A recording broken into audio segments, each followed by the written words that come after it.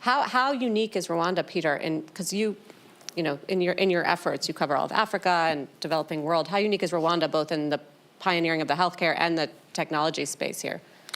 Well, I'm probably going to embarrass Paula because I do think Rwanda is really kind of a beacon of what can be done. You're talking about a country which has already got to, what, 97% connectivity? I mean, there are quite a few fairly rich countries that haven't quite got to 97. Also, this point about the 4x4, this is a government that set out an ambition to quadruple the health workforce 2 years ago and is now almost there 2 years later. When you think about kind of executional delivery, that's quite unusual.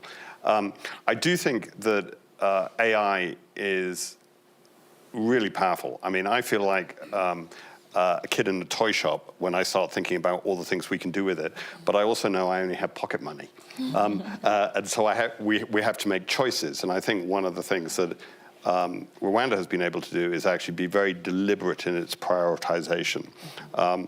To Bill's point about, we could well see low and middle income countries adopting these kinds of tools faster.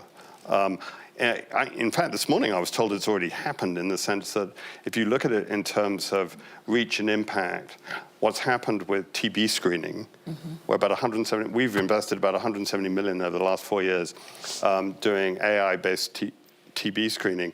I'd be told that that is already the largest single application of AI in health, which may or may not be true, but it's certainly a very significant one that is delivering very significant impact.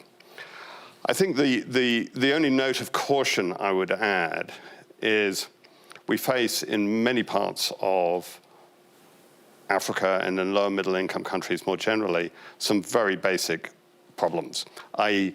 there are a whole lot of primary healthcare facilities in the continent that don't have internet connectivity.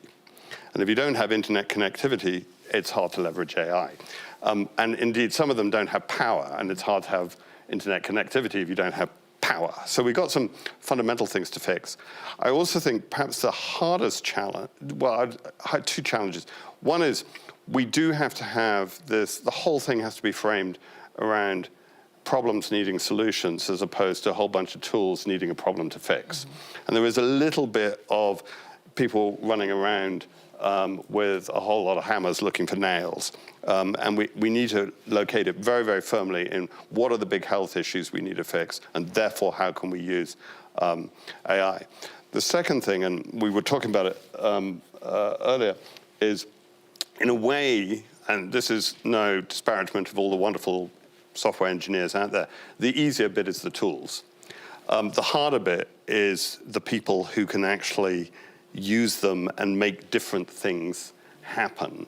And in many places, I think the constraint on the pace of progress we can make in using these usefully is, have we got the people who can actually do that? Particularly because as soon as people are going to be trained in somewhere like Rwanda, there's going to be a whole host of interested AI companies and others who will want to hire those people, right?